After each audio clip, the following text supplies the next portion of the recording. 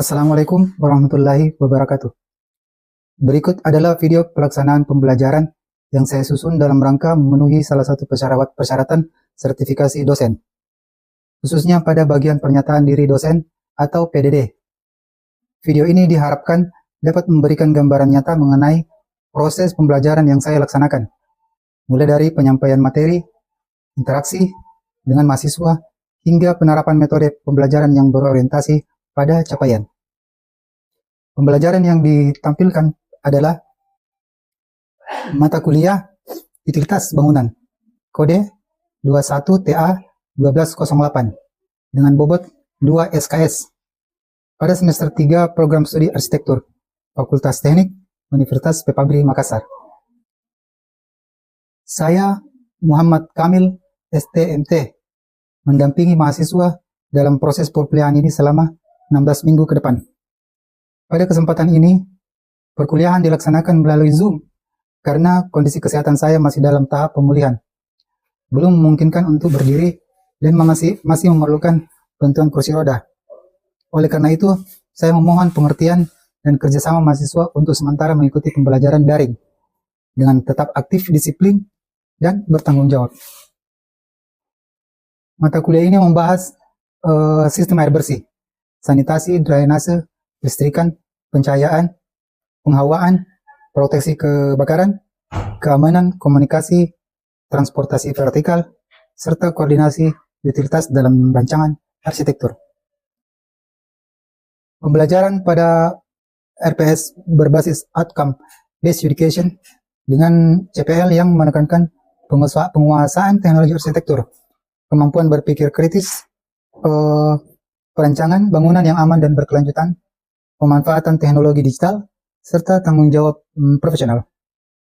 Melalui proses pembelajaran ini, mahasiswa diharapkan mampu memahami prinsip dasar utilitas bangunan, menganalisis kebutuhan sistem, serta mengintegrasikannya ke dalam rancangan arsitektur secara tepat, aman, efisien, dan dapat dipertanggungjawabkan.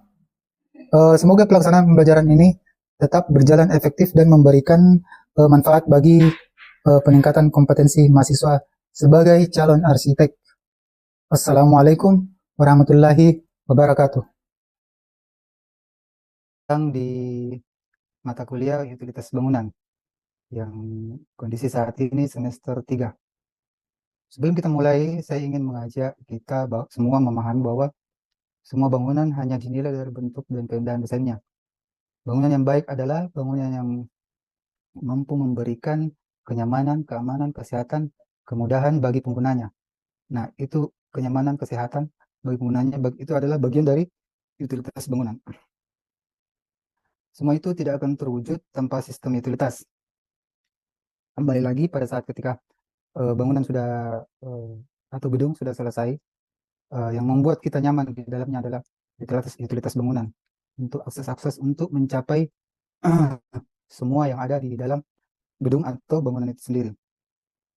Mahasiswa sekalian, semua itu tidak akan terwujud tanpa sistem utilitas yang dirancang dengan baik. Melalui mata kuliah ini, kita akan mempelajari bagaimana sistem air bersih, sistem penyediaan air bersih, yaitu sistem penyediaan air bersih itu adalah sumber air, distribusi dalam bangunan, tangki air, dan pompa. Yang kedua adalah sistem pembuangan air itu sendiri, yaitu sistem pembuangan air itu sendiri terbagi beberapa bagian, yaitu air limbah, air hujan, dan kemudian bagian di luar drainase, septic tank, dan instalasi pengolahan air limbah. Setelah itu kita masuk ke dalam sistem kelistrikan. Nah, dalam sistem kelistrikan itu ada sentralisasi bagian dari panel listrik. Kemudian dari panel listrik itu ada distribusi listrik. Nah, bagian dari yang kebutuhannya itu untuk kebutuhan listrik itu adalah bagian dari pencahayaan. Itu ada lampu, genset, dan UPS. Nah, selanjutnya di bagian keempat dari pengantar dan integrasi sistem utilitas bangunan tersebut, yang keempatnya adalah sistem udara, sistem tata udara. Nah, sistem tata udara itu di utilitas terbagi menjadi tiga. eh, Ventilasi sistem udara dengan cara ventilasi alami, yang kedua ventilasi mekanis, terus kemudian eh, conditioning. Conditioning itu dikondisikan atau bagian dari air conditioner atau yang biasa kita sebut adalah AC.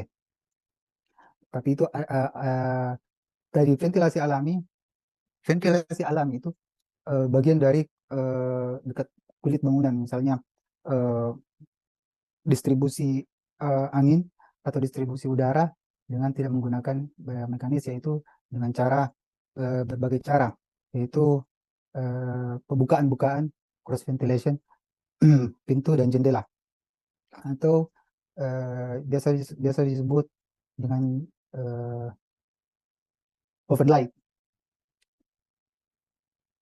Terus kemudian kita masuk ke air conditioner. Kalau air conditioner kan kita biasanya disebut air conditioner itu ada beberapa juga eh, sistem macam-macam. Dan ada beberapa juga merek yang bagian dari itu. Ada yang standing, ada yang apa yang didinding, saya lupa apa namanya itu. Untuk sampai saat ini ada yang ingin ditanyakan? Kalau tidak ada, saya lanjut ya.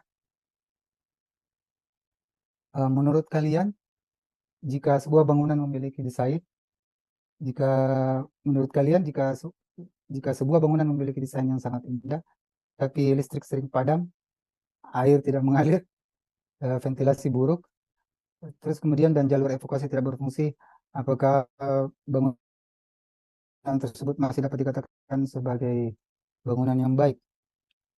Mengapa? Karena itulah utilitas bangunan.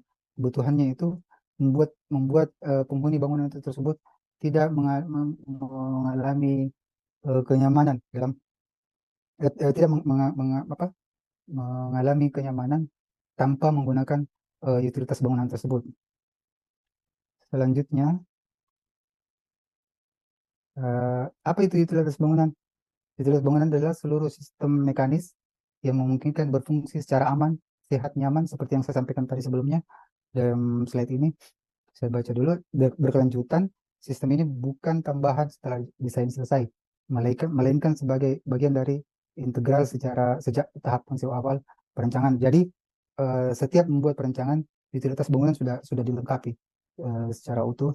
Dan pada saat kita membangun satu bangunan atau gedung, utilitas itu akan berjalan secara bersamaan, secara terintegrasi.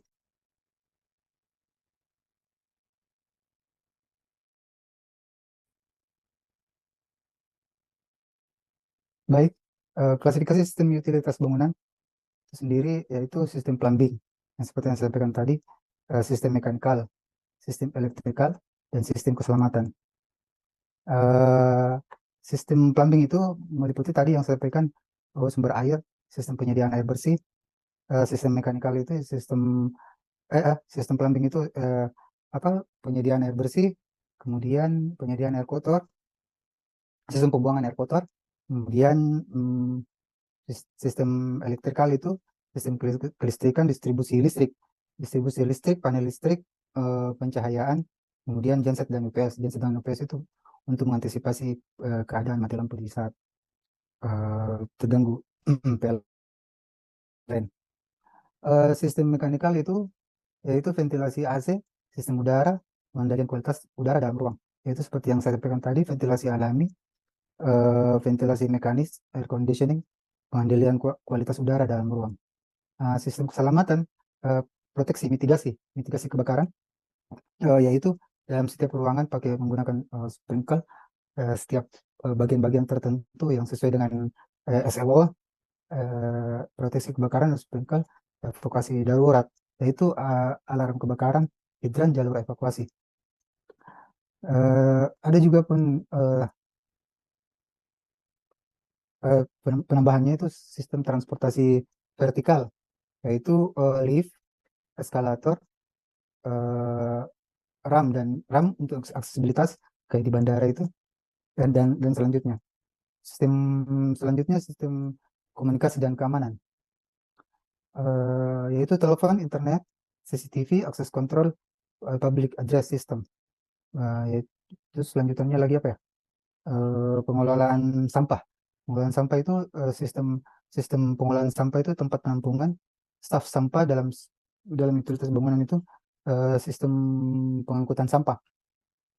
Terus selanjut apa lagi? Efisiensi energi dan berkelanjutan, misalnya green building.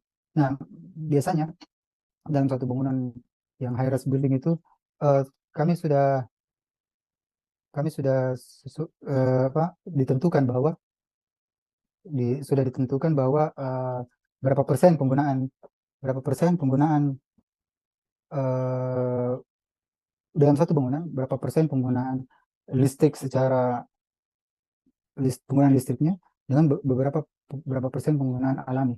Misalnya dalam satu gedung itu, dalam selimut selimut bangunan itu menggunakan 30% alami, 40% kelistrikan. Efisiensi energi dan berkelanjutan yaitu yang saya maksud tadi, green building. Green building, konservasi air, penggunaan konservasi airnya bagaimana, energi terbarukan yang seperti apa, building automation system. Mungkin sampai saat itu nanti saya lanjut lagi.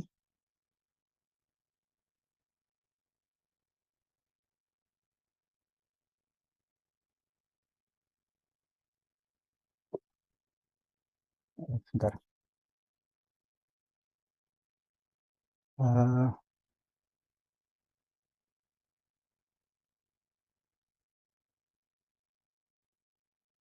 Utilitas bangunan. Lanjut ya.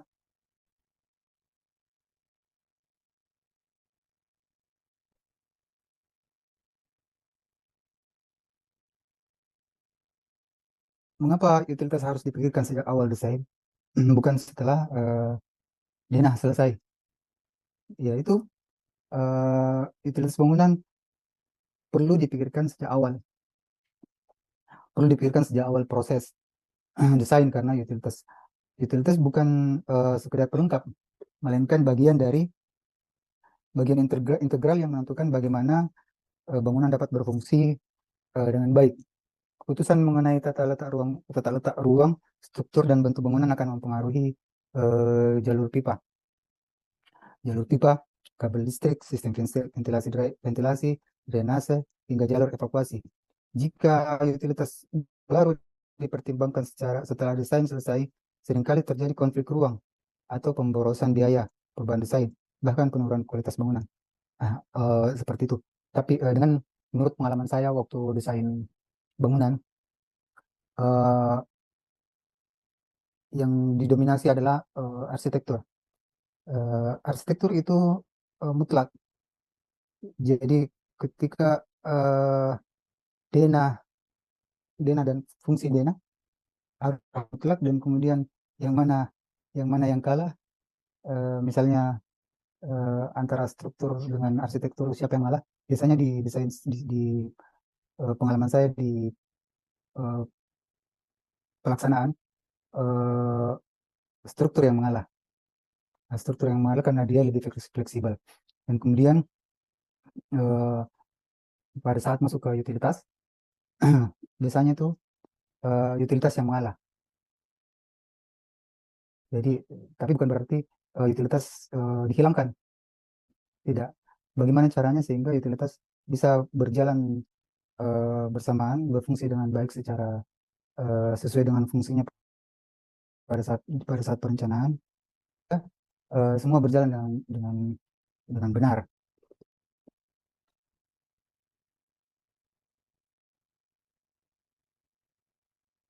Nah, seperti yang saya sampaikan tadi, prinsip dasar perencanaan utilitas ada efisiensi. Sorry. Disiplin konflik, misalnya gini, ada konflik antara sistem, adalah salah satu penyebab paling umum dalam pembengkakan biaya dan keterlambatan konstruksi. Nah, ini arsitektur kualitas spasial, estetika dan fungsi, struktur, kolom, balok, plat dan fondasi.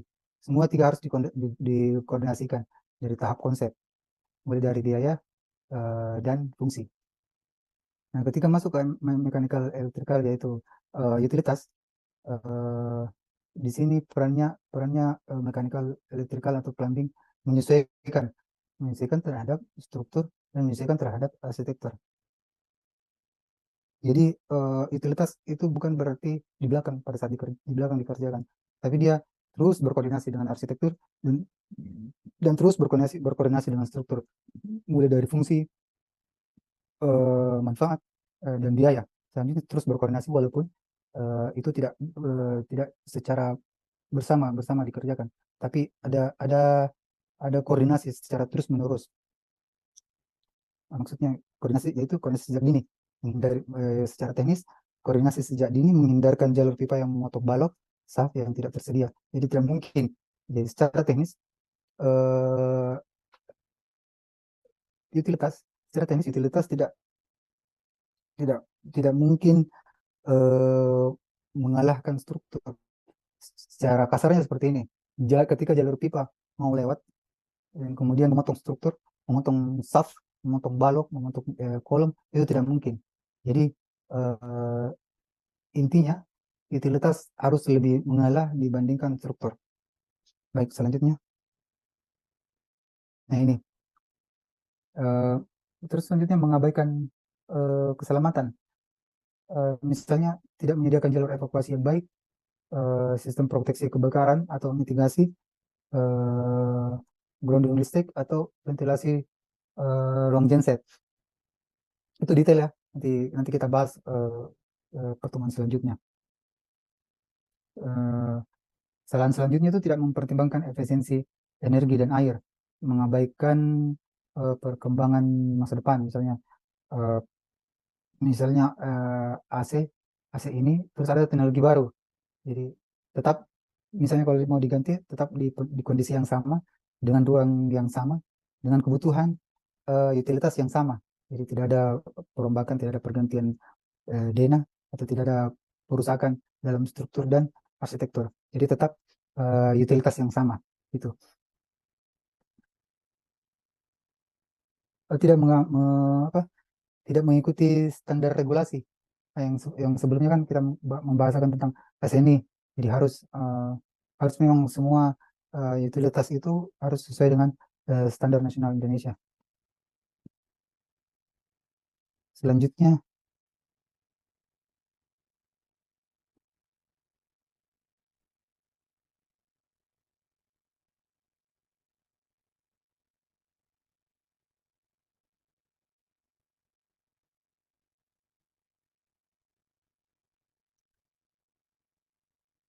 baik. eh,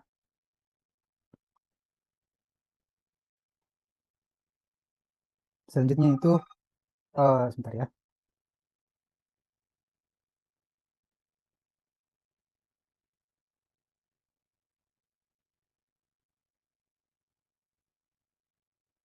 Ada yang mau dipertanyakan sebelum saya memberikan tugas?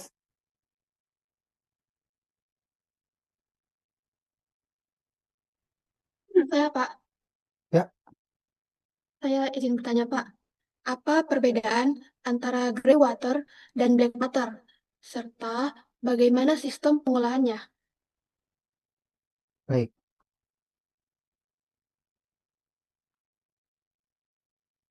Sebentar ya.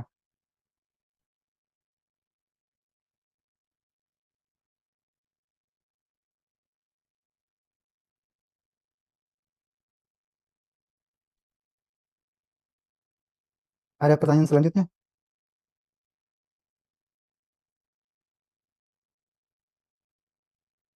Kalau tidak ada, saya langsung jawab yang dimaksud dengan eh, grey water. Yang bertanya tadi siapa? Saya, Pak, Oke, oke. takutnya. Oh ya, oke. Dari grey water dulu ya. Jadi pengertiannya itu grey water itu ya eh, sistem air limbah yang berasal dari eh, apa ya kegiatan domestik Oh ya, kegiatan selain toilet. Jadi misalnya sumbernya itu ya wastafel, shower, bak mandi, mesin cuci, wastafel dapur dan lain-lain. Jadi karakteristiknya itu mengandung sabun, deterjen, minyak, dan sisa makanan. Kalau grey water itu bisa diolah, bisa diolah kembali, dapat digunakan, di reuse, di di reuse atau diolah kembali.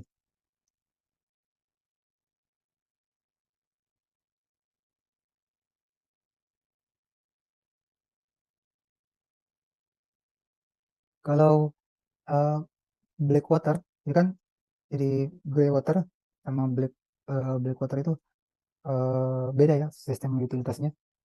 Jadi masing-masing mempunyai jaringan pembuangan tersendiri. Eh, Kalau black water itu air limbah yang berasal dari kloset, toilet, hmm, yang mengandung apa ya, tinja dan urin. Jadi tempat eh, kamar mandi lah. Eh, Sumbernya itu kamar mandi, kloset duduk, urinoir atau kloset jongkok. Nah, itu mengandung bakteri, virus, parasit, serta bahan organik yang tinggi. Tidak mungkin digunakan kembali, tidak dapat di reuse. Tapi di beberapa bangunan atau gedung sendiri menggunakan septic tank, beberapa jenis septic tanknya. Karena kan ini tadi seperti mengandung bakteri. Nah, di teknologi baru, bukan baru ya, sekitar 10 sekitar 10 tahun terakhir lah. Sekitar 10 tahun terakhir itu menggunakan biotek. Biotek itu tadi kan mengandung bakteri. Nah, biotek itu memakan bakteri itu, bakteri parasit itu, sehingga dapat menghancurkan menjadi seperti cairan. Jadi langsung langsung langsung hancur gitu. Khusus untuk black water. Tapi nanti di pertemuan selanjutnya kita membahas tentang eh, apa, biotank atau septic tank nanti selanjutnya. Baik, ada lagi selanjutnya yang mau bertanya? Oke, kalau tidak ada pertanyaan selanjutnya, saya akan berikan tugas individu. Tolong dicatat baik-baik atau di screenshot tugas individunya, yaitu buat diagram sederhana yang menggambarkan hubungan antara ruang arsitektur dan sistem utilitas pada satu bangunan pilihan Anda. Jadi buatkan saja secara sederhana sesuai dengan eh, pikiran masing-masing, sesuai dengan pemahaman eh, adik-adik masing-masing. Nanti setelah pertemuan selanjutnya kita akan benahi secara bersama-sama seperti apa sebenarnya. Jadi sesuai dengan pemahaman masing-masing saja dulu. Eh, Sesuai dengan bangunan pilihan Anda juga semua masing-masing. Jadi diagram harus menunjukkan setidaknya tiga sistem utilitas dan bagaimana sistem berinteraksi dengan elemen arsitektur dan struktur bangunan tersebut. Jauh sebelumnya saya sudah membahas yang mana yang mengalah, yang mana yang ini. Kalau ini yang mengalah, akibatnya biayanya akan semakin meningkat, gitu. Eh,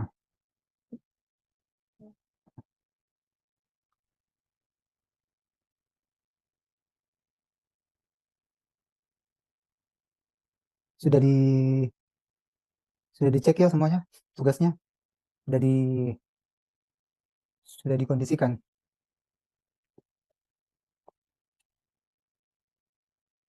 Baik, eh, hari ini kita telah memahami bahwa utilitas bangunan sekedar pipa, bukan sekedar kabel atau mesin yang tersembunyi di balik dinding. Utilitas adalah sistem yang membuat sebuah bangunan dapat hidup, berfungsi, dan memberikan rasa aman serta nyaman. Eh, jadi mulai pertemuan berikutnya kita akan kita akan mempelajari sistem utilitas secara lebih mendalam, secara lebih mendetail. Jadi saya berharap setelah menyelesaikan mata kuliah ini kalian tidak hanya mampu mendesain bangunan yang indah seperti seperti yang biasanya kita desain secara estetika, tapi kita mampu eh, memberikan fungsi yang indah, berfungsi dengan baik terhadap bangunan tersebut. Karena utilitas adalah bagian-bagian yang tidak terlihat, tapi berfungsi secara baik dan memberikan kenyamanan serta keamanan. Eh, Juga memberikan benar-benar berfungsi dengan baik. Oke, terima kasih atas partisipasi kalian hari ini. Sampai bertemu pada pertemuan berikutnya, pertemuan pada selanjutnya. Wassalamualaikum warahmatullahi wabarakatuh. Saya ingin Waalaikumsalam warahmatullahi wabarakatuh.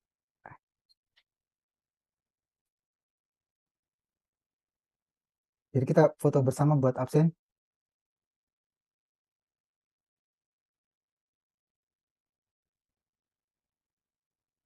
Saya stop share dulu ya. Ya, oke. Udah.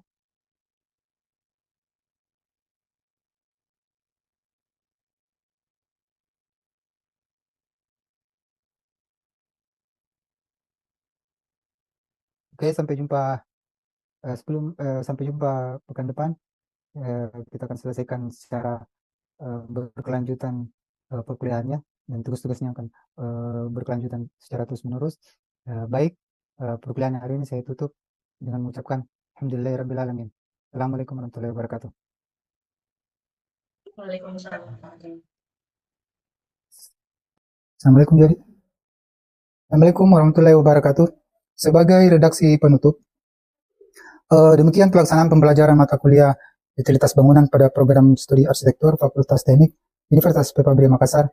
Saya menyampaikan terima kasih kepada para mahasiswa yang telah mengikuti proses pembelajaran dengan aktif, tertib, dan tanggung jawab.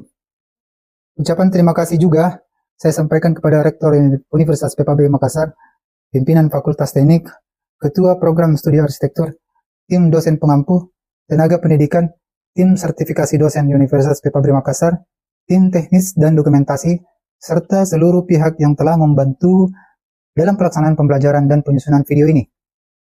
Secara khusus, saya juga menyampaikan penghargaan dan terima kasih kepada para asesor serta tim pemeriksa sertifikasi dosen yang nantinya akan meluangkan waktu untuk melakukan penilaian, memberikan evaluasi, dan memberikan masukan terhadap pelaksanaan pembelajaran yang saya sajikan.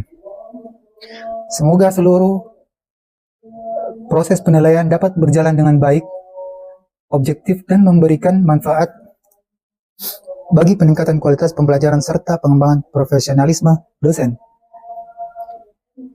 Saya menyadari bahwa dalam pelaksanaan dan penyajian pembelajaran ini masih terdapat kekurangan, oleh karena itu setiap masukan dan saran akan menjadi bahan evaluasi yang sangat berarti untuk perbaikan pembelajaran pada masa mendatang.